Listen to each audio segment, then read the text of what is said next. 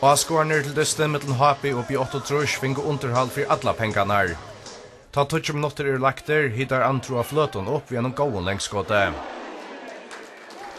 8 minutter settene hever Antro innstidla kanonene. 1-0 til HP. Ein malvarsla i byrja. 5 minutter settene stender fra Benjaminsen, ådekka var frammanfyrir B8 malen, og han øker til 2-0.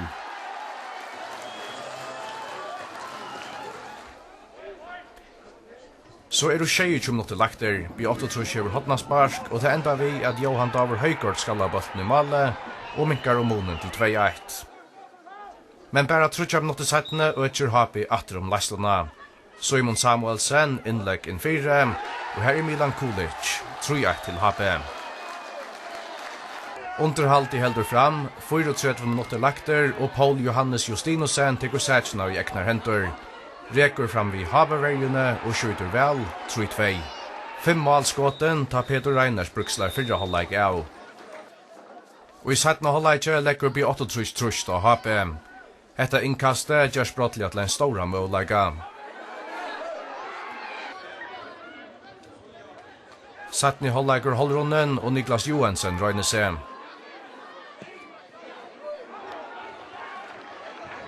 Ta i 1 minutter etter av vann og leiktøyene et nasta. Frysparsje kommer vel inn i 16 meteren, og her er Otter Høygård hakstor 3-3. Men HP gjør ikke opp, og det gjør det der heldur ikke gjør. Det er best tøy til 1 allopp at træt, og ikke så her. Bølteren blir sendt lengt fram.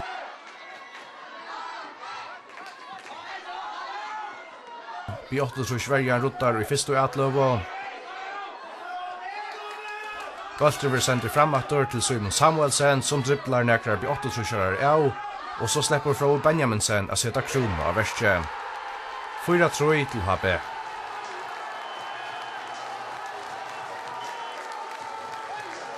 Søvelig daver oppi av brekkon i Larvøk i kjær. Fyrir fyrste ferie i søvnen til Vujinje var distri beste døltene lagt i Larvøk. Og i gøte var nekve vinter, og tog var avgjort å flytta distri mellom Vujinje oppi 41 og Kjarsborgjere til Larvøkar. Og lada være sagt på en av veien, ta kom han ikke mal i fyrsta distri til fellagslinjen i nødja omkvarvnen. Malmålager trodde til ikke, og særlig heimalige kom til en rikvi av Naskon Røntun i fyrra halvleikje. Her er det Finne Justinesen som røyner seg. Til alltid vant jeg fyrt av Sunni Olsen til fryspark. Atle Gregersen stilla seg framan fyrir Bjørnafjørsmuren, og skåter fra Sona brester i stønsjena. Og i er hevet ikke gynnsjen ega særligt å finne nedmeskanar til toppskjutanon fra søgnasta kappingarar. Finne Justinesen hevet berskått i 8 mal i fyrste 6 distnon, og eisne i George har gittlet seg framherjanon å få mal. Vi der nu i 17 halvleikje, og Vikingaleggarne stande kø for å få bølten søgnasta tøynen innom malstrikene. Men Bjørnafjørsverjan strøyes vel, og så gjerne for skåter fra Salva Vatnamar og i søgjenede. Etter stetjen kommer gestene mer inn i disten. Her røyner Lisjebarn, Simon Hansen ser vi lengskåte. Og hinn enda noen røyner finner ser vi skåte. Heimalige sender nekkfolk fram for å få avgjørende malet. Barje Hannesen og Bjørnafjørsmalene fra sli i bølten, og Aurekvarsson Olsen så mykje at skallaren fyr og man fyrre. Gestner er nærvige forrest av i 8-3 mot Stinon, da Sverre Jakobsen 5 minutter for distralog er nærvige gjøre sjålmal. Anke mal kommer opp i Brekkom. 0-0, og etter slutt samtøyngar må være mest nøkte vi. Det var et ujeflig i vikongt i Ottan Rego Jakobsen og Alexander Jovic vi møtte opp til dist i Arjun i jar. Til Arjun hinvegen hevde ikke gynnsin ega seret her til jar. Og dette ble heldig stavren ta fyrst i ABC-en kom i hus. Toppskytten til Arjun Stig Roar Søbstad rønti a byta sin til frasser. Men til verre for normannen og Arjun-folk vildi balt ikke færre inn i UF-malen. AP-veierleggeren Morten Overgaard var atra suttja distnum mot fullfringen.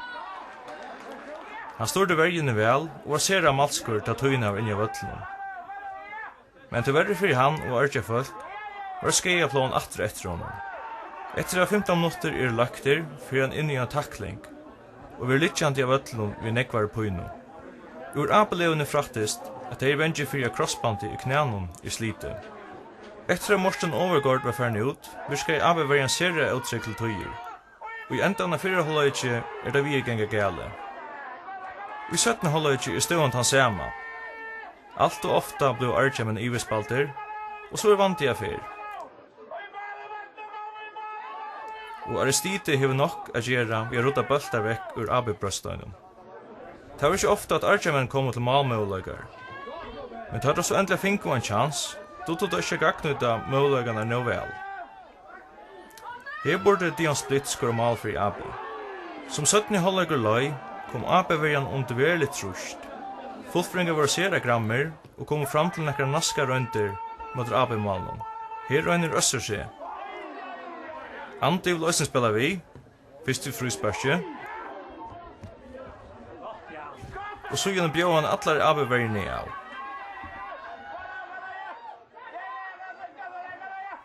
Jo, her lå et mal i luftene til fullfringar, og da får vi en lønn for strøye. Her er 30 minutter spalter, og 8-0 til UF, i malet fra Øsser Dalbu.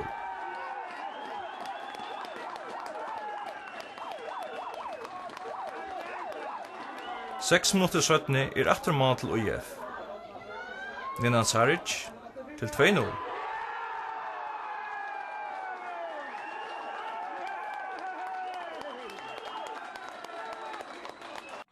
Sjálvsalide var i topp til NSU-lagarnon etter at Arturskvaldi hadde vunnet av AB, og her blir trykja seg fyrsta siren og år. Og heina lætjen er østning nær vi beina veien, men Trønde Vatnammer som helst først av i bestreima malen er Vætjen og Bjarkar. Og hinn enda noen rønner Arnbjørn Hansen seg vid saksa sparsje. Heimali vusset til tøyer gav han kontrafotball som vi såg dømi om her. Bøltene vil spaldre ut til Jannar Fredriksberg, spiller vel sammen med Jan Martin Mortensen, inn i Brostein og stender Clement Olsen, Høggur til, bøltren brester i ståndsjena, vanten er ikke av enda sondalagsmånen, Christian Høgni Jakobsen teker imot dem, men Marne Djurus kastar seg i skåti og bjarkar til hotna. Ebe Streimur doa i øsnupa kontralopp. Trøndre Vatnammer gjør skjøtt av han fengar bølten. Skjuter lengt fram til Gudmund Nilsen som fer nekkplås. Smekkar til og Andras Ganko er i fotlar langt og bjarkar. Det kommer ikke mal fyrir stetjen, men første løtene av 17-halvøyge er beiline nær vi legger seg framom. Fyrst gestner da skallaren fra Arnbjørn Hansen regar tvørstreie. Og Heimalinen er Clement nærvid da Trønder ikke meknar av bokse innlegget fra hene borster. Tala i luftene er mal for å komme vid løtjen. Og da 20 minutter er lagt av 17-halvøyge er mal. Gestner og Sundaland er i Alube. Christian Høgne fengar bolten utanfor brottstein og han setter beina kaos. Ebe Streimalegarner mekner ikke fylgja vi. Alle bæren slipper fram vid Trønda og setter bolten trygt i nede. 1-0 og romer vid løtjen. Ebe Streimalegarner er alt annet nøkter, tar med av bolten som i hånden av Christian Høgne at han vinner bolten eknar i holve. Men domaren Ransen Djurus skal teke malet. Lødde Sottner i Heimalin er ved ødjat av skallaren fra Jens Johansen regar tvørstreie. Gestner hadde jo eisne risa møllagat at gang kom av vissa størspel fri å bjerga skallaren fra Gert Hansen. Så er 6 minutter lagt av Dystnon. Jan Ingi Petersen sender Clement av sted. Kjemmer fram vid Trønte og detter. Brospark sier dommeren Ransen Djurus. Ein avgjør i bestreima malvergen er alt annet enn samterøy. Christian Høgne vil sette kjøtt av Brospark og han takkar for alle det. 2-0 og Christian Høgne er nå toppskytt i kappensne vid 6 malon.